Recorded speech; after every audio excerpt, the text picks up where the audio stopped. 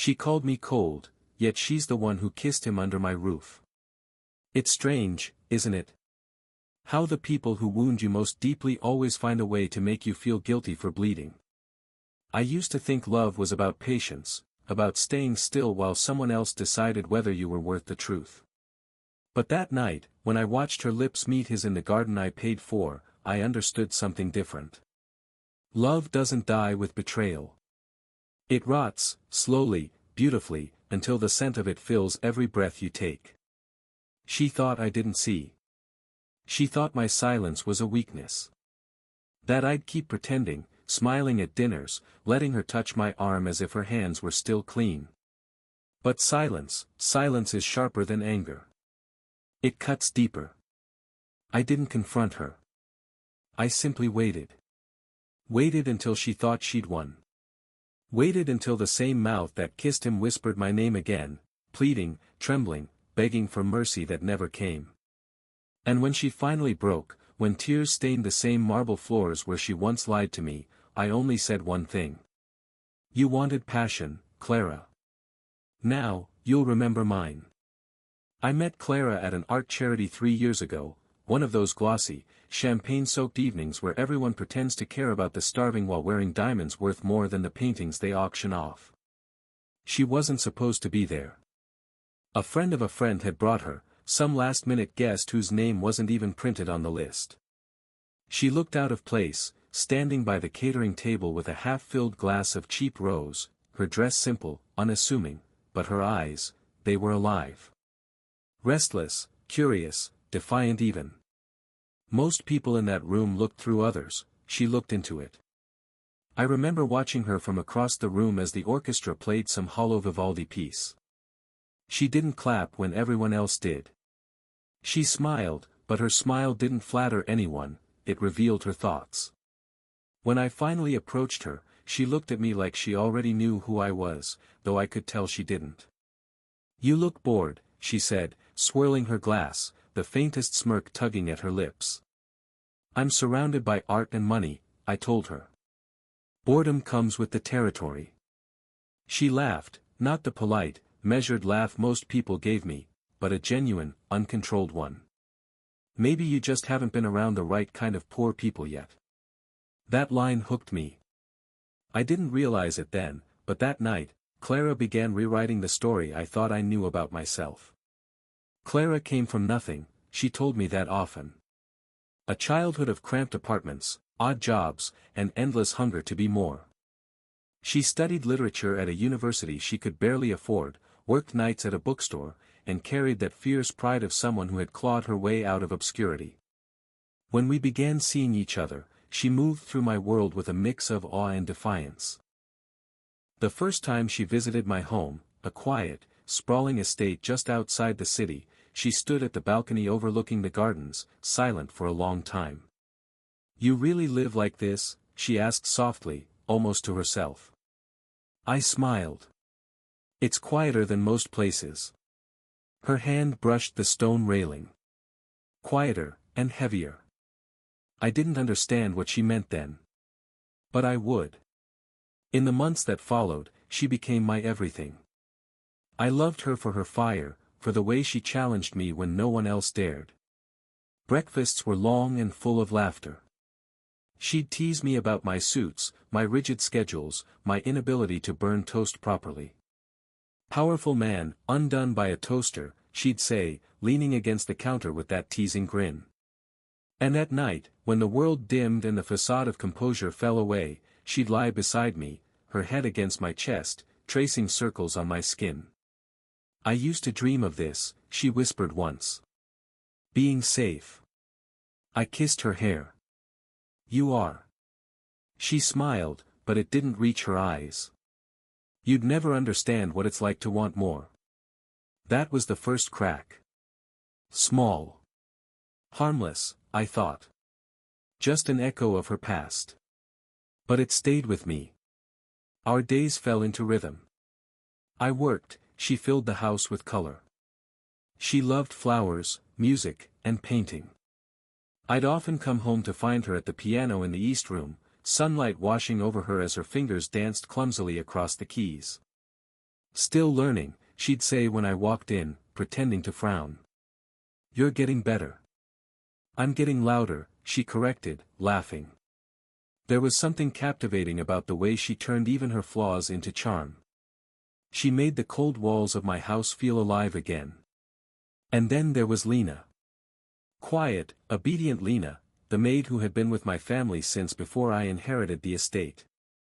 She was the kind of person people forgot existed until they needed her. Always in the background, always respectful, never speaking unless spoken to. She kept the house immaculate, knew where everything was, and could read the room's mood before anyone else. Clara treated her like invisible air. Lena, be a dear and fetch my scarf, she'd say, not even looking up. Yes, ma'am, Lena would answer softly. To me, Lena was part of the rhythm of the house. But to Clara, she was something else, someone who reminded her of where she came from, a reflection she didn't want to see. Still, I thought we were happy. Truly happy. We'd host dinners with friends and investors, and Clara would light up the room effortlessly.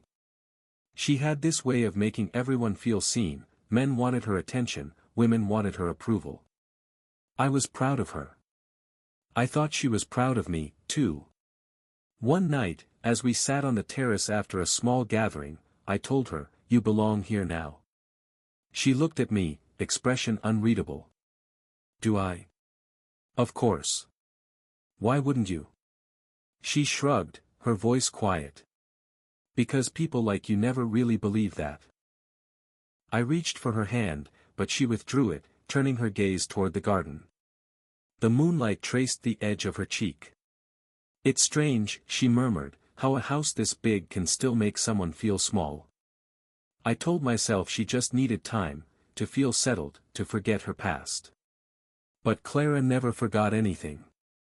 Especially not the taste of wanting more. The first time I saw the change in her was subtle. She started dressing differently, lingering longer in front of mirrors, her phone always close to her hand. She'd hum songs I didn't know, talk about fresh air and new energy, as if she were trying to escape invisible walls. Once, during breakfast, she looked up from her coffee and said, "Do you ever feel like you've outgrown your life?" I smiled faintly. I've built mine, not outgrown it. That's the difference between us, she said, half under her breath. I laughed it off, but something in her tone chilled me. Lena noticed it too. She started glancing at Clara differently, hesitant, uneasy. One evening, when Clara was out, Lena lingered in the hallway after serving dinner. "Everything all right, Lena?" I asked. She hesitated. "Yes, sir. She seems troubled lately." "Troubled?" "She looks at the garden a lot. Like she's waiting for something." I nodded, pretending not to understand. But I did. Clara was restless. Like a bird who'd learned to sing and now wanted to fly again, even if it meant breaking her wings on the way out. And yet, I loved her more for it. Her ambition, her longing, even her quiet defiance, they were the same things that had drawn me to her in the first place. I told myself love would be enough to anchor her. I told myself she'd see what she had. I told myself she'd never betray me. I was wrong. Terribly wrong. It started quietly, almost beautifully, the way distance often does. You don't notice it all at once. It creeps in like a fog, soft and harmless at first, until one morning you wake up and realize you can't see the person beside you anymore. Clara's laughter became rarer. Our breakfasts turned shorter. She began checking her phone between bites of toast, her thumb flicking across the screen with a rhythm that didn't belong to our world. "Who are you texting?" I asked once, lightly, not wanting to sound possessive. She smiled, the kind of smile people use when they've already decided you don't deserve the truth. "Just someone from the foundation. We're working on a new project." "Charity work?" She hummed, eyes still on the screen. "There's this boy, well, not really a boy, maybe 20 or so. He's trying to get back on his feet after losing his parents. He reminds me of myself, in a way. That sentence stayed with me, he reminds me of myself. I wanted to ask why she needed to be reminded of herself at all. But I didn't. I told myself she was doing something kind, something noble. That her empathy was what I loved about her. Still, there was a flicker of something, jealousy, perhaps, or maybe fear, that began burning quietly in the background. She started leaving the house more often. Charity meetings, she said. Donor lunches. Art drives. The excuses were always polished, always delivered with the same breezy confidence. One afternoon, she came home smelling faintly of smoke and cheap cologne, neither of which existed anywhere in our home. I noticed it immediately when she brushed past me in the hallway. New perfume? I asked. She froze for half a second. Oh, no. Must be from one of the volunteers. He smokes too much. I nodded, pretending to believe her. He. She looked at me then, something defensive flashing in her eyes. Yes, he. Do you have a problem with that? No, I said evenly. Should I? She didn't answer. Just smiled again, the same practiced smile, and walked away. That night, I couldn't sleep. The bed felt colder, her breathing too calm beside me. I stared at the ceiling until dawn and told myself it was nothing. That love required trust. That suspicion was poison. But the mind is a cruel machine, it builds evidence out of air, and once it starts, it doesn't stop. Days became patterns of absence. She'd leave early, return late, always with some new story. The meetings ran long. The driver took a wrong turn. There was traffic. Each excuse smoothed over like silk, rehearsed, perfect. Lena began to notice too. She never spoke out of turn, but her eyes said what her mouth didn't. One evening, after Clara had gone out again, Lena approached me quietly while setting the dining table. She's been out late again, sir, she said softly. I looked up from the newspaper. So I've noticed. She hesitated. It's the same address, sir. I saw the driver's note. I folded the paper. And? Her gaze dropped to the floor. It's not a charity office. The word struck like a pulse under my skin. I felt it, an almost physical shift inside me, like a window opening in a storm. Thank you, Lena, I said. That'll be all. She bowed her head and left without another word. That night, I poured myself a glass of whiskey and walked through the house alone. The silence felt thicker than usual. Every room held memories of her laughter, her voice, her perfume, but now they all felt rehearsed, like echoes from a play whose ending I already knew. On the coffee table was a half-finished cup of espresso. The rim was smudged with lipstick, a deeper red than she usually wore. Beside it, a book lay open to a random page, but I could tell it wasn't hers. The handwriting in the margins was rough, slanted, masculine. I traced my finger over a note scribbled beside a passage, "Freedom tastes better when it's stolen." Something cold settled in my stomach. I closed the book, put out the lights, and sat in darkness. I didn't confront her. Not yet. Confrontation is for the desperate, and I wasn't desperate, not anymore. I wanted to see the truth unfold, to understand the pattern of her deceit before I decided what to do with it. A few days later, she came home humming. That, more than anything, told me she was hiding something. Clara never hummed when she was happy with me, only when she was happy with herself. Good day. I asked from my armchair. The best, she said, brushing past me to pour a drink. Her fingers trembled slightly on the glass stem. What's making you so cheerful? She turned to face me, smile poised, tone sweet. You wouldn't get it. Try me. It's passion, darling. Something you can't measure or plan. I studied her for a long moment. You mean chaos? Maybe. She sipped her drink, eyes daring me to question her further. Servants never understand passion, do they? The words hung between us, sharp and deliberate. I wasn't sure if she was mocking Lena, or me. I smiled then, a small, cold smile. No, Clara. They don't. But they observe it better than most. She blinked, caught off guard for half a second, then laughed it away. You always twist things to sound clever. Only when I need to. The next week, I followed her. I told myself it wasn't spying, just reassurance. Just proof that my mind was lying to me. But deep down, I knew it wasn't. Her car stopped outside a small art studio in the old district, a forgotten part of town where brick walls peeled and flowers grew wild between cobblestones. I watched her through the car window as she entered the building, her hand brushing her hair in that self-conscious way she always did when she wanted to be noticed. I waited. An hour passed. Then 2. When she finally emerged, she wasn't alone. A young man walked beside her, paint-stained hands, plain shirt, that naive looseness of someone untouched by wealth. He laughed at something she said, and she laughed back, the same laugh she once reserved for me. She didn't touch him. Not yet. But I saw the lean, the gravity between two people who shouldn't stand that close. They walked away together, and for the first time, I didn't feel anger. I felt relief. Relief because the fog had lifted, because the doubt had shaped now. It was no longer invisible. It was real. That night, when she came home, I was already in bed pretending to sleep.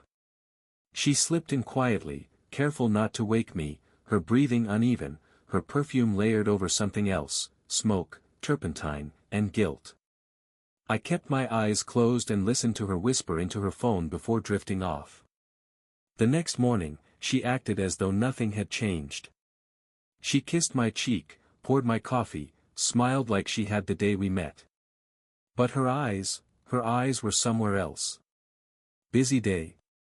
I asked. Always, she said lightly. You know how it is.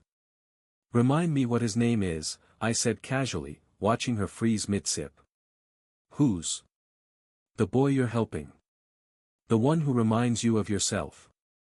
Her expression softened, but her voice trembled. Why? Do you want to meet him? Maybe, I said, smiling faintly. He sounds inspiring.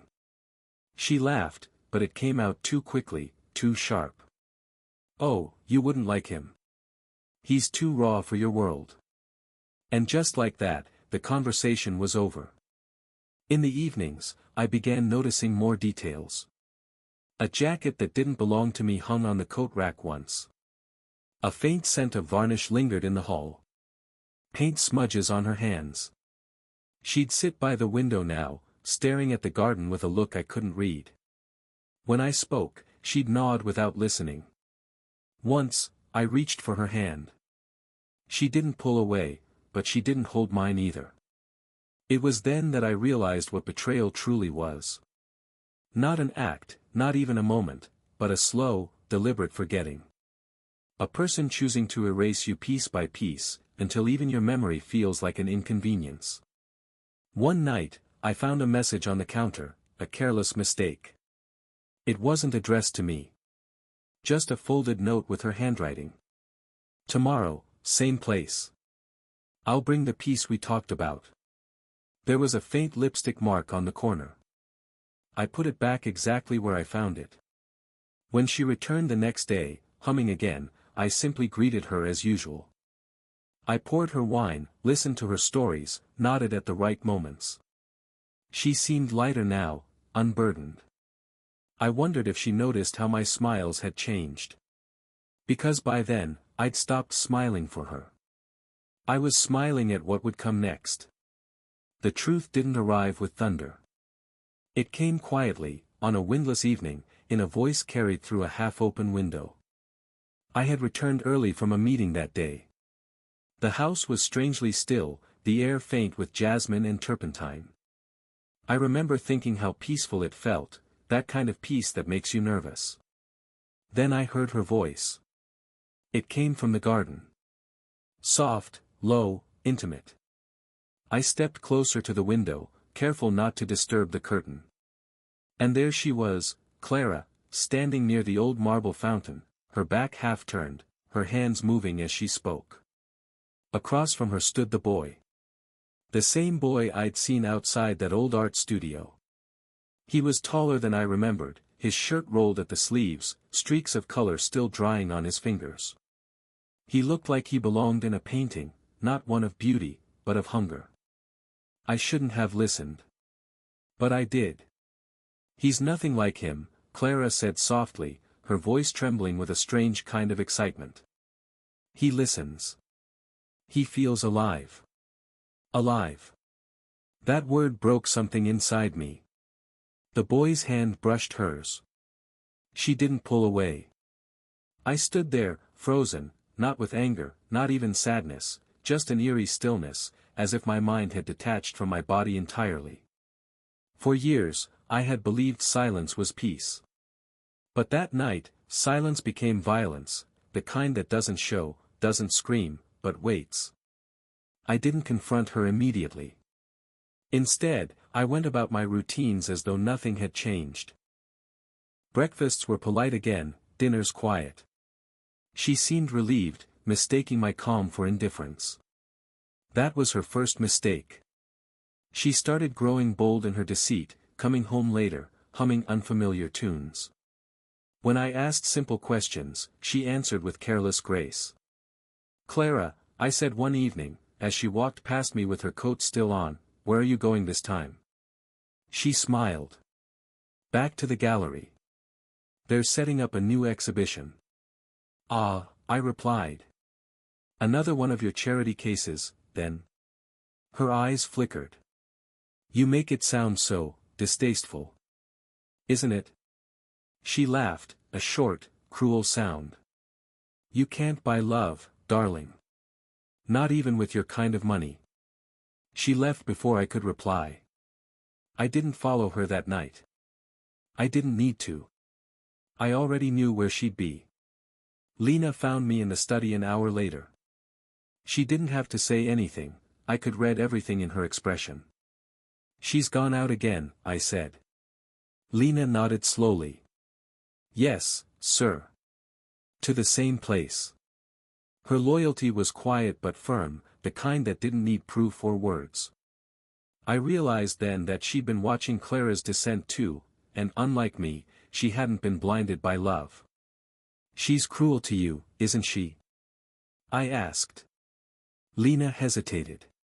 "She doesn't see me, sir. People like her rarely do." I studied her face, calm, steady, unreadable. "You see everything, though." She lowered her gaze. "I serve this house. That's all." But her tone betrayed her, there was pity in it. Not for herself, but for me. That was when I decided that if I was going to destroy Clara, I would do it quietly, the way she taught me to suffer. The following nights blurred together. I began to study her patterns the way I'd once studied market trends, carefully, methodically, without emotion. She left at the same time every Tuesday and Friday. Always carried the same handbag. Always returned just before midnight. Sometimes, I could hear her humming as she walked through the corridor, the faint, triumphant hum of someone who believes she's untouchable. One evening, she came home later than usual, her hair slightly disheveled, her cheeks flushed with that unmistakable glow of secret joy. She didn't notice me waiting in the darkened living room. "How was the gallery?" I asked, voice calm. She froze briefly, then recovered. "Lovely. You'd have hated it, too many dreamers.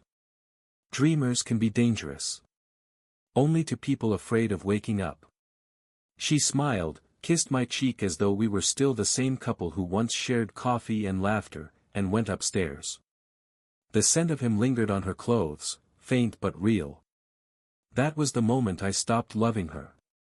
Not because of the betrayal itself, but because of the indifference she wore like perfume. Days passed. The pretense continued. We became two actors in a play neither wanted to cancel. At dinners, she'd talk about art, about life, about freedom. I'd listen, nod, and occasionally offer questions designed to test her lies. Each time, she passed, beautifully, flawlessly. But even perfect lies have cracks if you look closely enough. Once, as she reached for her glass, I noticed faint paint smudges on her wrist, dark green and ochre. The kind of pigment that doesn't wash off easily. Still painting? I asked casually. She blinked, startled for a fraction of a second. Oh, yes. It helps me think. Of him? The room went still. She laughed, but her voice was too sharp. You really should stop overthinking everything. It's not attractive. Then she stood, leaving her half-finished wine behind, and walked away. The glass trembled slightly when she set it down. That's how I knew she was lying. A few nights later, I saw them. It was late, the kind of night where the air feels too still, too aware. I had been pacing the study, restless, when I noticed the faint glow of lanterns in the garden. At first, I thought it was Lena tending the flowers, but then I heard her voice, Clara's, soft, hushed, familiar. I moved to the balcony quietly, my heart steady, my hands unnervingly calm. Below, near the old fountain, she stood with him again. They spoke in low tones, words carried just enough by the wind to reach me. He doesn't see you, the boy said. You're like a prize he's already won. Her laugh was faint, bitter. He doesn't even know who I am anymore. And me? He asked. You, she whispered, make me feel alive. Then she kissed him. Not hurriedly. Not with guilt. But slowly, deliberately, like she wanted the universe to watch. And I did. I stood there, unmoving, as the world I'd built around her folded quietly into itself. No shouting. No rage. Only the sound of water trickling from the fountain and the faint rustle of their movement. It was beautiful, in a way, watching the truth take its final shape. When she returned that night, I was still awake, sitting in the study with the lights low. She paused in the doorway when she saw me. You're up late, she said, voice careful. I couldn't sleep, I replied. Thinking again. Always. She smiled faintly. Try not to. It ruins your charm. And just like that, she walked upstairs, not knowing that her mask had already slipped. I watched her go, then poured myself another drink. The whiskey burned this time, sharper than before. But I liked the pain, it made everything clear. I wasn't angry anymore. Anger is too human, too temporary. I was calculating. And I knew exactly what had to happen next. Later that night, I called for Lena. She appeared silently, as always, her presence steady and grounding. Yes, sir. I looked up from my glass. It's time. She didn't ask what I meant. She didn't need to. Her eyes met mine for a brief second, and something passed between us, an understanding born not of words, but of shared observation. Yes, sir, she said quietly. As she turned to leave, I caught a flicker of something in her expression, a mix of sadness and resolve. Perhaps she pitied Clara. Perhaps she pitied me. It didn't matter. By then, pity was a luxury I no longer allowed myself. That night was the last time I ever felt the kind of pain that begged for understanding. From that moment on, everything became purpose, cold, measured, deliberate. Clara believed she was untouchable. She believed my silence meant surrender. She couldn't have been more wrong. Because silence, when wielded properly, isn't submission. It's a strategy. And I had learned from the best. When the first shock wears off, grief becomes work. That is what I learned in the weeks after I decided not to scream, not to confront, not to ruin her in a fit of human fury. Fury is messy. Fury is loud and quickly forgivable. What stays with you is the quiet you allow to settle into everything, how it rearranges the furniture of your life until it fits the new shape of your intentions. So I began to rearrange. At breakfast, I stopped asking where she'd been. I stopped checking her phone when it buzzed. I went through the motions of our life with surgical precision: suit, tie, newspaper, the same chair at the head of the table. But there was a new thing in the way I watched her: less warmth, more cataloging. I observed like a man studying a painting he intended to restore, except my goal was not restoration. It was a revelation. She noticed, of course. People who live on performance are always the first to note a change in the audience. "Is something wrong with you?" she asked one morning, fingers wrapped around her teacup. The porcelain shook only slightly. "Why would there be?" I answered, casual and clean. She pursed her lips. "You're different. Distant. Perhaps I'm learning to enjoy silence more." She tilted her head as if to examine the phrase. "Or you're hiding something." A smile, small and controlled, curved my lips. "Maybe. Or maybe I'm simply tired of drama." She laughed then, an easy, dismissive sound. That laugh would be useful later. The first rule I set for myself was this: feed her vanity, starve her truth. Clara thrived on attention. If I could change the flow of attention in the house, I could change the shape of her days. Subtly, I began to shift the center of gravity. I increased her allowances, quietly.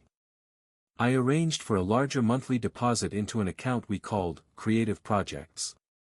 I made sure she had access to an expanding budget, designers, classes, gallery contacts. I wanted her comfortable enough that desperation wouldn't cloud her judgment. I wanted her to be certain that she could not be bought by poverty again. Let her taste abundance, let it make her careless. At the same time, I began to thin her social circle with invisible scissors. Invitations that used to arrive in glossy envelopes now somehow failed to reach her. Friends turned up less frequently at our dinners, investors found reasons to postpone lunches. I made suggestions to a few mutual acquaintances, innocuous, almost flattering, about travel and new projects that required Clara to be elsewhere. Nothing cruel. Everything is plausible. The trick was to make isolation feel like privilege, not punishment. If she felt unseen, it would sting more coming from within her own home than from the outside. Lena was the second instrument in my plan. She had always been the unseen backbone of this house, the hands that folded our sheets, the eyes that caught our faces in the hall mirror. But her loyalty was more complex than blind servitude. Lena lived in that rare, patient place between dignity and obligation. She watched people the way a clock watches time, predictable, unremarkable, but precise. I started speaking to Lena more. Small things at first. A thank you in the mornings. A request for tea left on my desk, deliberately written in my handwriting. A compliment about the linen she ironed. The changes were meaningless in isolation but cumulative in their effect. Lena, unused to being noticed by me, straightened under the attention as if she'd been given a posture to hold. One evening, while she polished glasses in the library, I put a hand on her wrist. The skin there was rough from years of work, but her eyes met mine with an unexpected steadiness. "Do you remember how Clara used to be?" I asked softly. She hesitated. "She used to laugh more. She had a brightness, sir. She still does, sometimes." I let the sentence hang. "But some of it is borrowed." Lena's mouth thinned. "She's changed." "Yes." I watched her face. "Would you help me, Lena?" Her shoulders dropped almost imperceptibly. "Yes, sir." It was more than compliance. It was the exact alignment I needed. What followed was, in its own quiet way, an education. I taught Lena to carry herself not as a servant but as a woman who belonged in the room. Not to mimic Clara outright, God, no, but to mirror the clarity Clara had once had before she learned the language of performance. We worked on little things, how to hold a glass so that light refracted through the rim, what to say when a guest commented on the weather, which books to leave casually open on the coffee table so a certain guest might notice a shared interest. I coached her on cadence, how a soft, thoughtful pause could command more attention than a fulsome monologue. She was a quick study. Perhaps she had always been this way, but no one had ever bothered to sculpt the edges. "You're not pretending to be her," I told Lena once, watching her practice a tilt of the head. "You're letting the world see what she used to be." She smiled, and there was no lie in it. "I only want to do what's right, sir." "And right now," I said, "that means being seen." A dangerous seed took root. Slowly, carefully, Lena stepped out from the tiled shadows of domestic labor into the social light. At first it was a thing of small spectacles. She set a plate at a dinner in such a way that a guest complimented the arrangement. She recited, with casual charm, a line from a poem that Clara had once loved. The room shifted in the smallest of ways. The compliment that landed on Lena's shoulders landed awkwardly on Clara's, like an echo that had missed its intended ear. Clara noticed. Vanity is as acute as pain. At first she laughed it off, an aside meant to show dominance. "Is Lena trying out for a role now?" she asked at brunch, flicking a crumb from the table. But then came the glances. The way she checked the mirror more often. The way her hand tightened around her napkin when Lena was praised. People began to address Lena directly, not through the intermediaries Clara preferred. There was a brightness in Lena that was quiet but real, and each flicker of notice made Clara's face harden. It was intoxicating to watch jealousy grow inside the woman who had once called me cold for caring too much about order. I began to praise Lena openly. Not to insult Clara, never that, but in a precise, public manner that would sting by contrast. At the gala next week, Lena should accompany us to greet the donors, I mentioned in a casual conversation during dinner with important friends. Clara's spoon clinked against her bowl. "Oh, I think that's unnecessary," she said, the sentence barely concealed as a scolding. "It's a nice change," I said, and raised my glass to Lena in a way everyone could see. She has an eye for hospitality.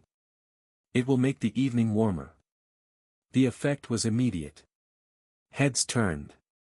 Compliments fluttered to Lena like moths to a lamp. Clara's smile thinned. The next day, I watched her in the mirror as she forced herself to be kind to the woman she was undermining. She left comments that were ornate, saccharine, words meant to appear magnanimous while cutting like a blade hidden in silk. "You're doing well, Lena," she called one afternoon to the maid who was pressing a stack of linens. "You might even host a table one day." Lena's eyes shone, but there was no triumph in them. Only the quiet dignity of someone who had been given a sliver of light. Clara offered a hand, publicly kind, privately venomous. She had no idea how tiny hands can plan enormous things. While the social chessboard shifted, I tended to evidence. I am a man of habit. When I lose my temper, I prefer to keep a record. Cameras are the modern equivalent of a ledger. I installed, discreetly, listening devices in the rooms Clara used during her charity nights. Not because I wanted to humiliate her with every mundane secret, no. Because cruelty can be defined in 1,000 small gestures, and cruelty repeated until it becomes personality is the most damning proof of all. Lena helped. She knew where the house's seams were, the places a camera would go unnoticed, the pockets a recorder could slide into. She placed them with mechanical care, as if setting wonders into a machine. When I looked at her that night, bending over the old banister with wire in hand, I saw not a maid, but an accomplice in the art of revelation. "You don't have to do this," I told her. Her reply was steady. "I do." And then, the bait. The gala was always Clara's stage. A charity event, a glittering room full of people who applauded the right causes and pretended to forget the ones they did not. I invited all the usual crowd, and I invited him. I paid him.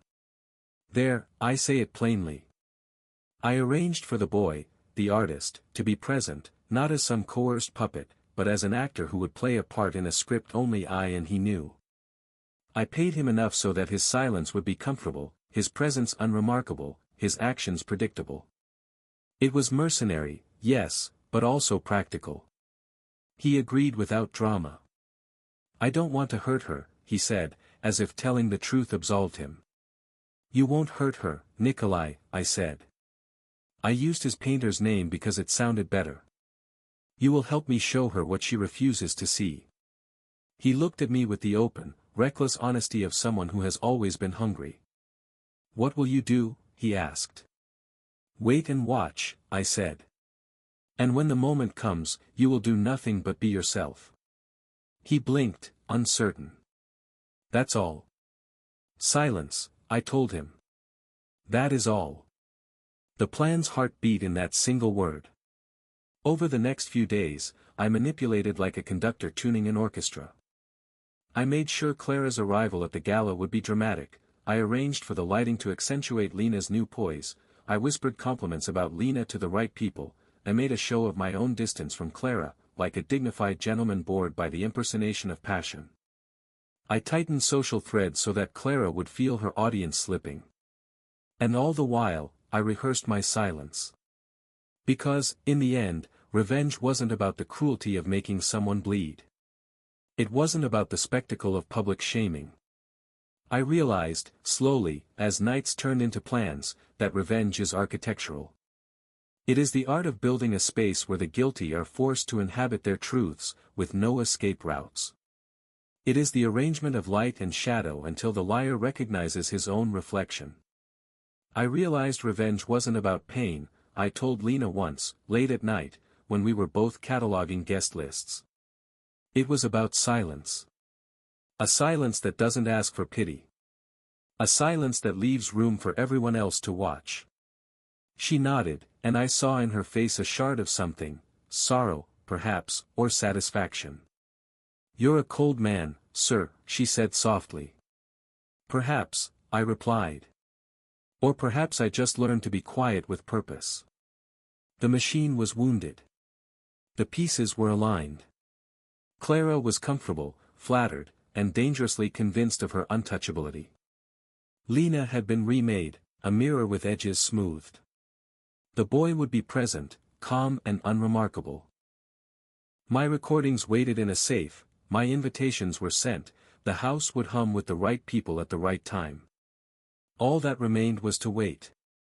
And in that waiting, my calm hardened into something like joy, hollow and bright. It pleased me to think of the moment when she stepped into the room and saw that the air had changed, when she felt the collective gaze slide from her to a woman she deemed beneath her. I imagined the sharp sliver of recognition, that the power she thought she wielded had been quietly reassigned. Revenge, in its most effective form, does not shout. It is arranged. It waits. It watches the masks fall. That night, before the gala, I walked to the garden alone. The moon was a thin coin in the sky. I stood by the fountain where they had kissed and let the memory wash over me, not because I wanted to suffer it, but because I wanted to sharpen it into fact.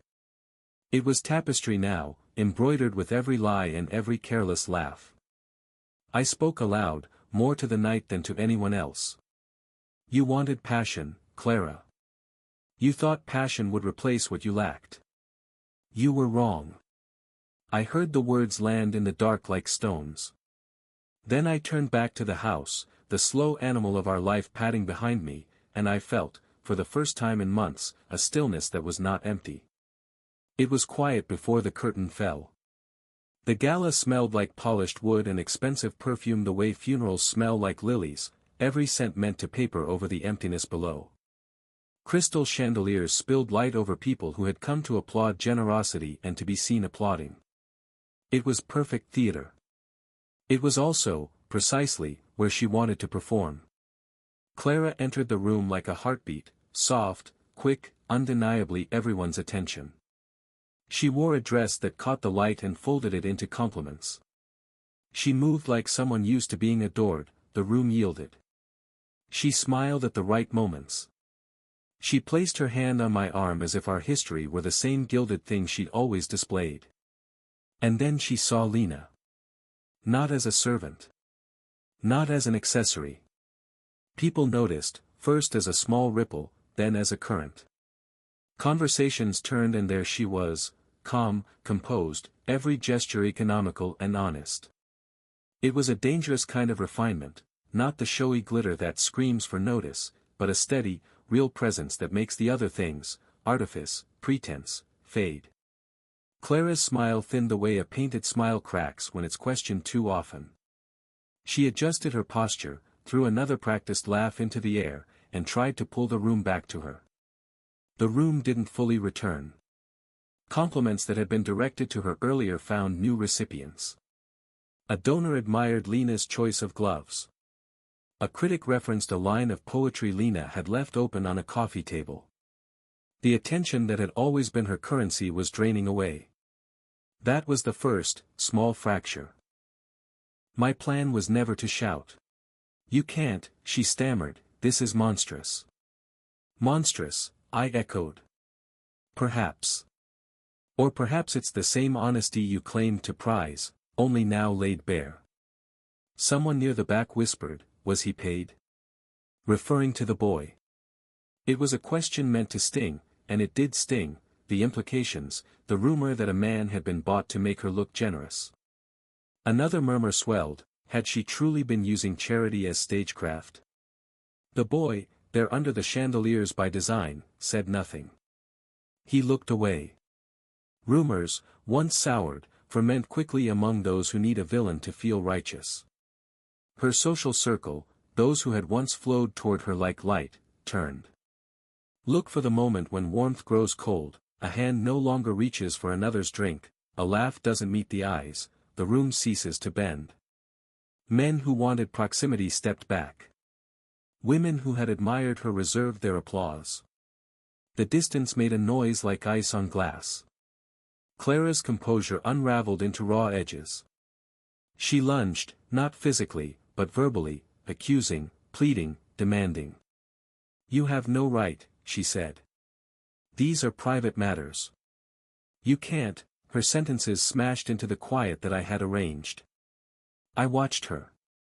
I felt nothing I would name as triumph. I felt only the precise satisfaction that comes from seeing a plan executed well. I had imagined the look that would come to her face when the world she'd edited for so long refused to accept the portrait she'd painted. It was uglier than I'd hoped and cleaner than I feared. She left the dais, breathless, and fled toward the servants' wing, toward the only place where, in her mind, she could still command obedience.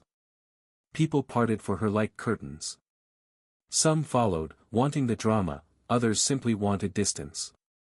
In the kitchen corridor, lit by practical lamps, she found Lena, who had been clearing a tray with the composure of someone who had been prepared for every eventuality. Clara's eyes, high and bright with panic, sought any anchor. "Lena," she said, voice broken and small, you must say something. Please. Tell them I was only trying to help. Tell them I." Lena set the tray down and faced her. The soft servant who once shrank beneath orders looked at Clara with a measured steadiness that made the younger woman's voice crack. "You taught me how to survive cruelty," Lena said, and her tone was not triumph but a quiet testimony. "You told me to bend, to take less, to smile when hands are full. I learned. I lived. But I do not answer for your choices." Clara's composure collapsed into an animal sound, an unglued, lonely thing. She reached for Lena almost like a child reaching for a parent. "Please," she begged, tears already running down her face, hot and unabashed. "Please, Lena, say something. Tell them I didn't mean." She was on her knees because the weight of everything unmade her, not because anyone made her kneel. She dropped to the hard floor of the corridor in a heap of satin and shame, and it looked worse because it was her own collapse rather than a stage-managed humiliation. That was the cruelty of it, she had undone herself. Lena did not help her up. She did not humiliate her further. She folded her hands as if in prayer, not for Clara, but for the truth that Clara had refused to honor. "I won't lie for you," Lena said quietly. "You asked me once to do things I could not. I did them anyway to keep the house whole. I cannot fix what you broke." And then, in front of the corridor and the kitchen staff who had paused like witnesses, Clara began to plead. She pleaded to anyone who would listen, begging for forgiveness, for understanding, for the facade to be reassembled. She promised apologies that sounded like rehearsed lines. She sobbed, fingers clawed at the tile. She tried to explain love, passion, difference, the words came out thin and wet. People watched. Some walked away. Some, the ones who had once courted her favor, stood with their hands politely folded, unwilling to be noted in her redemption. Her reputation, once a soft cloak, had burned in a single night and left her raw. I walked down the corridor at my own pace. I was not eager, not triumphant in the way lovers of spectacle imagine. My steps were the steps of someone reclaiming a room. Clara looked up at me between gasps, eyes blazing with a plea that was finally, at last, unadorned. "You wanted passion," I said, voice steady. "You wanted to feel alive in other mouths. You wanted to be seen by someone who reminded you of hunger. But you forgot what you promised here." I nodded toward the dining room where guests were leaving in murmured groups, the gala drained of its warmth. "You called me cold once for wanting order. But there is a difference between being cold and being deliberate. I prefer the latter." Her voice was a raw thing. "Please," she whispered. "Please, don't." She reached out, a last attempt to anchor me, to salvage something from the ruins. I looked at Lena, and she met my eyes with no triumph, only a steady, mournful look that belonged to someone who had been hurt and had learned to survive. I lowered my voice, speaking for the room and for myself. "You kissed a poor boy to feel power," I said. "You used charity to stage your vitality. Today, the room saw it. Now you must see what that choice costs." I paused. "Begging for what you once considered beneath you will not repair what you have broken. Only understanding will. Only honesty." Her begging continued, sobbing layered with apologies. It was the natural desperate thing of someone realizing she had misread her own life for spectacle. She sank further into herself, and people, who had once leaned toward her, kept their distance. The social economy had rebalanced. Lena, who had been her target and victim, was now simply a woman who had found her own place in the light. She did not savor Clara's collapse. She did not enjoy it. She watched it with the cool impartiality of someone who had seen both sides. I turned away then. The moment I had created had landed and broken. There was no joy in witnessing her pleading, there was only the clean satisfaction of a plan fulfilled and the quiet knowledge that I, finally, had arranged the truth and let it sit where it would. As I walked out of the corridor and into the night air, cool and indifferent, I heard Clara's voice trailing behind me, raw, torn, asking for things that perhaps could not be returned. The city smelled like rain and possibility, and for the first time in months the house felt like a place I might inhabit without the shadow of her performance. Sometimes revenge is loud and brutal. Sometimes it's a private architecture of truth. I had chosen the latter. When I reached the gate, I paused, thinking of how she had once accused me of being cold. I smiled, but there was no warmth in it, only a clarity as sharp as glass. "You wanted passion, Clara," I told the night, though she would hear it whether I said it there or not. "Now remember mine." Then I walked away. There's a peculiar silence that settles after destruction, not the loud silence of grief, but a calm so steady it feels like truth itself has finally stopped whispering. The morning after the gala, the house felt smaller. Not emptier, not sadder, just honest. There were no performances echoing down the halls, no footsteps rehearsing desire. The light came in clean, unfiltered by the smoke of pretense.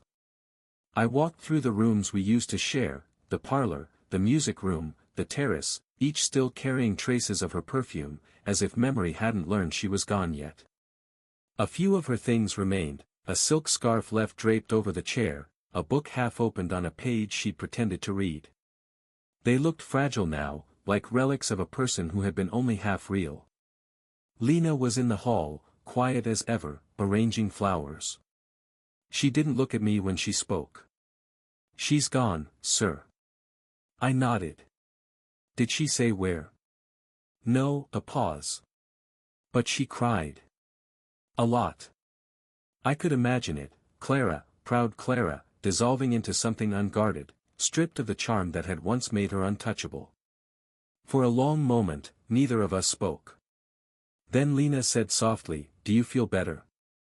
I considered the question. There was no triumph in me. No gloating. Only a stillness, the kind that follows when a storm finally spends itself. "Better?" I said. "No. Just, done." People talk about revenge as if it's a weapon. They imagine it cuts outward, a sharp slice meant to wound. But that's not true. It's an instrument of reflection. It turns inward, quietly, patiently, until what's left of you is only the precision you've crafted.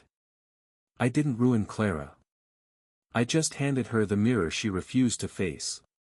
In it, she saw not the rich man she tried to defy, not the maid she tried to command, but herself. The hunger, the vanity, the quiet cruelty she'd hidden under the word love. That mirror did the rest. Days passed. The rumors spread like perfume spilled on marble, impossible to scrub clean.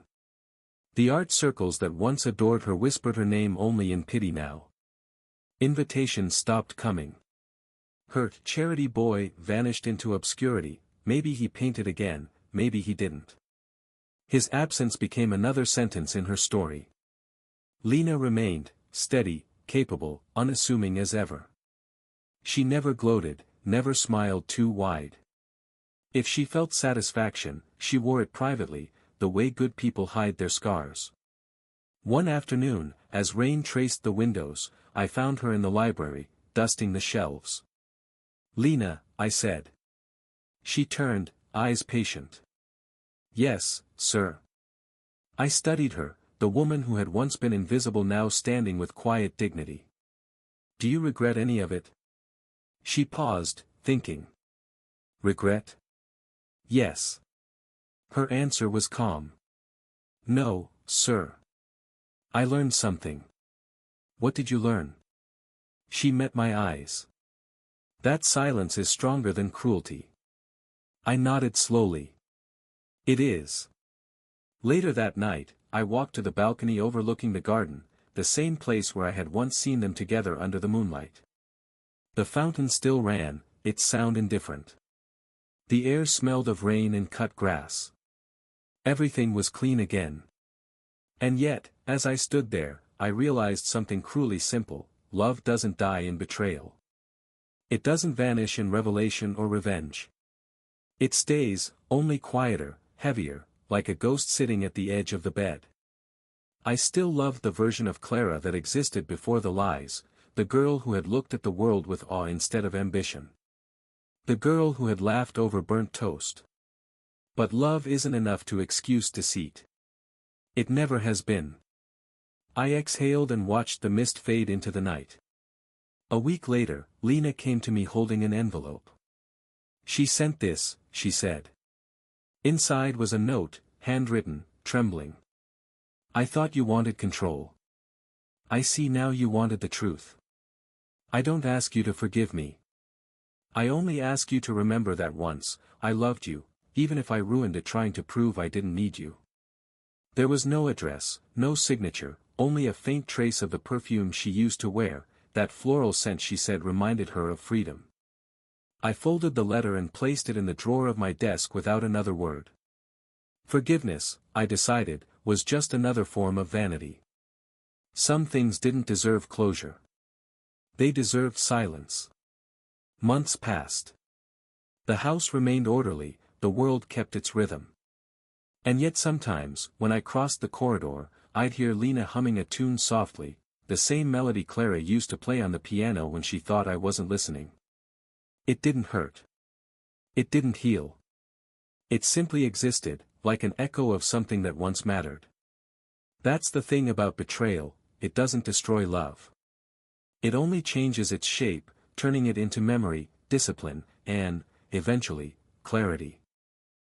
Now, when people ask about Clara, I tell them what is true. She was brilliant, I say. But brilliance without humility always burns out. They nod, satisfied with the elegance of that line, unaware of the ashes behind it. At night, when I pass Lena in the halls, she still lowers her head slightly out of habit.